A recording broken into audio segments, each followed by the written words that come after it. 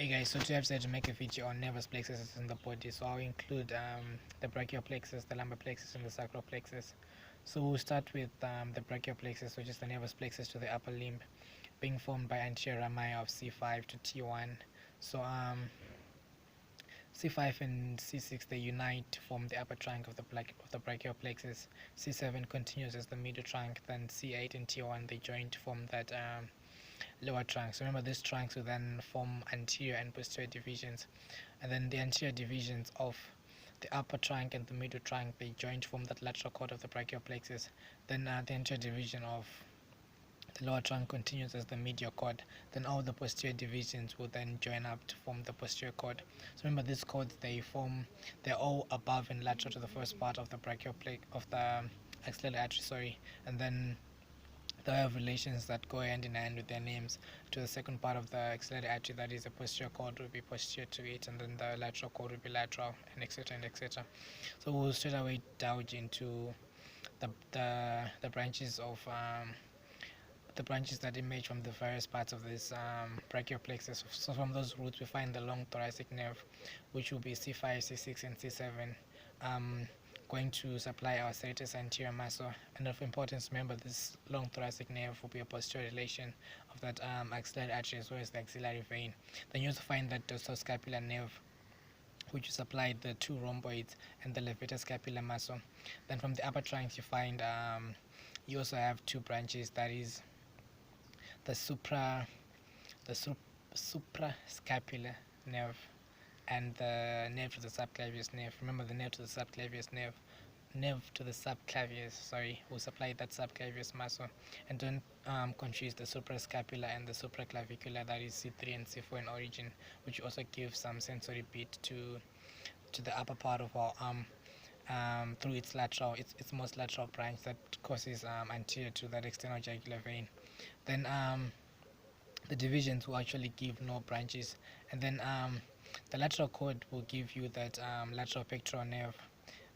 The lateral pectoral nerve of importance will actually pierce the clavipectoral fascia in company with the cephalic vein, and then the two arteries from the second part of the axillary artery, that is the lateral thoracic and the thoracoacromial artery, as well as some lymph nodes. Then you find that so I've talked about the lateral pectoral nerve, and then you also have that musculocutaneous nerve.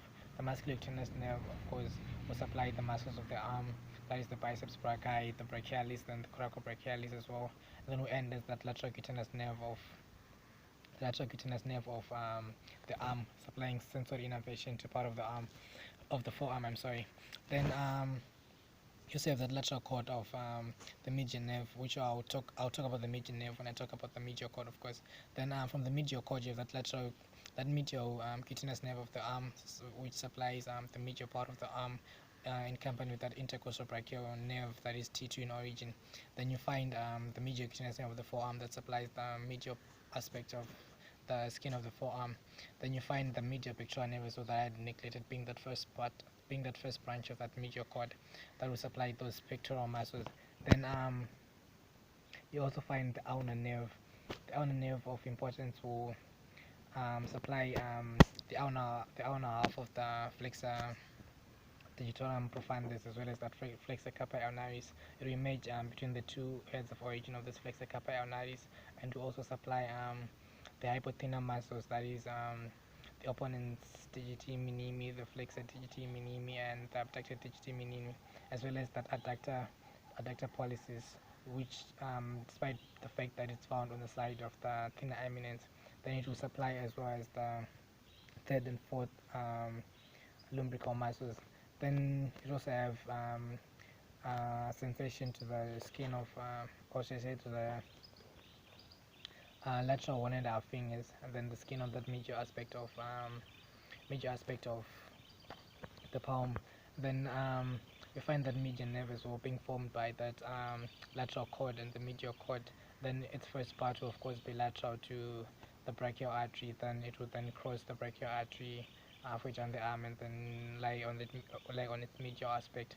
Then its median nerve, of course, will supply the muscles of the anterior compartment of the forearm, as well as giving sensation to that medial aspect of, oh sorry, not the medial aspect but the lateral aspect of the hand. Then it will supply the thinner muscles, and that is the abductor pollicis, then the opponent's pollicis and the flexor. Then that's the medial cord. Then the posterior cord, of course, we have an upper and a lower dorsoscapular nerves, separated by that thoracodorsal nerve, that is the nerve to the latissimus dorsi. So this upper and lower dorsoscapular nerves will supply that subscapular muscle, and then the lower one will also supply the teres major. Then you find the axillary nerve as well, supplying the deltoid muscle and the teres minor. Then it will also give rise to that upper lateral cutaneous nerve of the arm that supplies that sensory page area of the arm, that is the lower half of the deltoid muscle.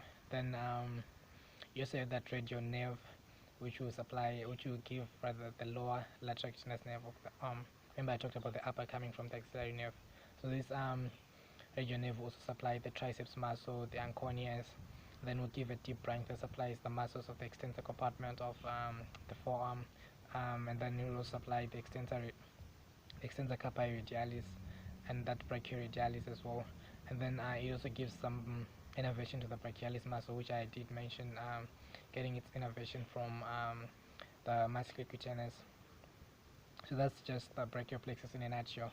So the lumbar plexus now, we emerge from different bodies of the psoas major muscle. Remember the psoas major muscle arising from intervertebral discs and transverse processes and the bodies of T12 up until L5. Then together with that iliacus, muscle, will give that common tendon that goes to the lesser trochanter of the femur, which I did talk about in a previous video. Then so from that lateral part of the psoas major, we have in this order the iliohypogastric, ilioinguinal, then the lateral cutaneous nerve of the thigh, then the femoral nerve arising from that lateral border. So the iliohypogastric, then ilioinguinal, they are all L1 in origin. Then the lateral cutaneous nerve of the thigh will supply the lateral aspect of the thigh, of course. Then we have the femoral nerve being that largest branch that has L2, 3, and 4 in origin. Then it will supply, of course, the medial and the intermediate part of the thigh through those intermediate and medial cutaneous nerves of the thigh, as well as giving from that anterior portion it will give branches to the sartorius muscle as well, and then from the posterior portion it gives branches to that rectus femoris muscle and other parts of that quadriceps femoris muscle, as well as giving rise to that saphenous nerve that goes in company with the great saphenous vein. Then that's from the lateral portions, and from the medial portions you have the obturator nerve, which will also give a medial cutaneous branch that inner aspect of the thigh. Then you also have that lumbar sacral trunk that goes to join the sacral plexus, that is L4 and L5 in origin.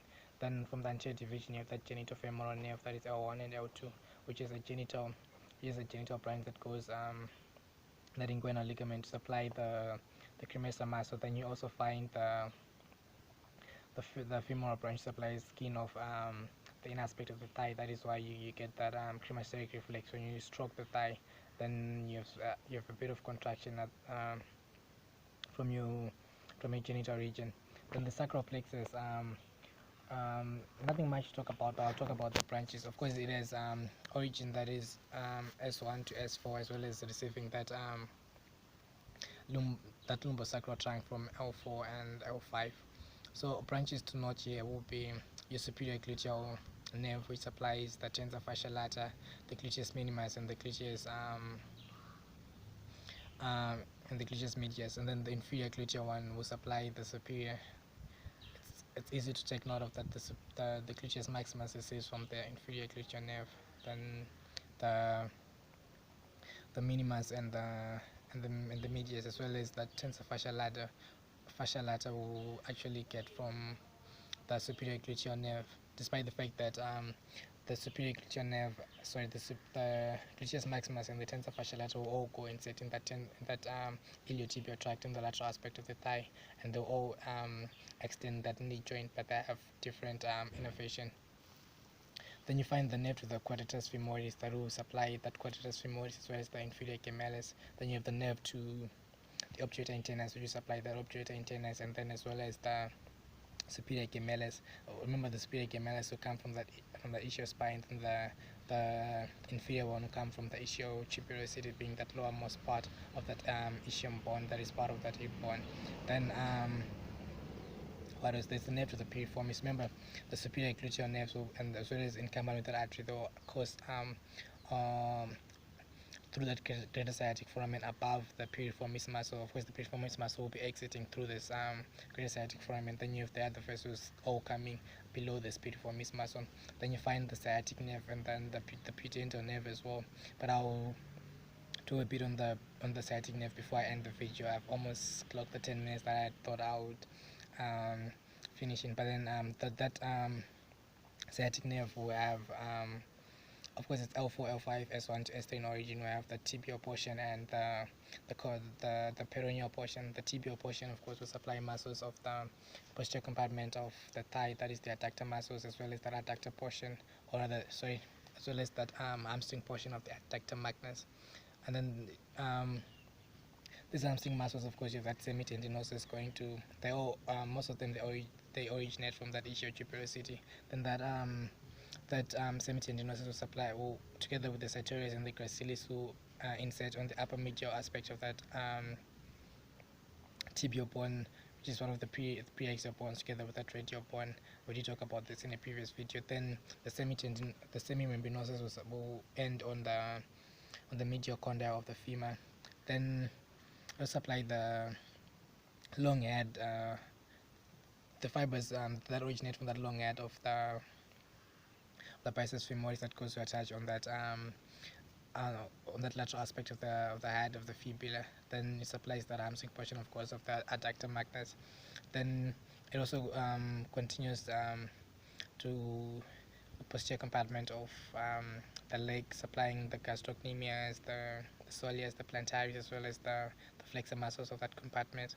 Then the common peroneal part will supply, of course, that short head of that biceps femoris, as well as must give rise to that deep peroneal nerve and that superficial peroneal nerve. The superficial peroneal nerve supplying the peroneal muscle of the lateral compartment of the leg, that is the peroneus brevis, and the longus one. Remember, the peroneus longus, we have the same insertion as that peroneus, so it's the tibialis anterior. Then the peroneus brevis will have the same insertion as that peroneus tertius, which gets its innervation from the deep peroneal nerve, the nerve to the anterior compartment of the leg. So this deep peroneal nerve will have the anterior tibial artery in company with it. Then this anterior tibial artery will start on the lateral aspect, then go anterior, then go back lateral. But then on the posterior compartment, find the posterior tibial artery in company with this tibial nerve, starting a bit medial, then going posterior, then it ends up being lateral. Then that's just about it.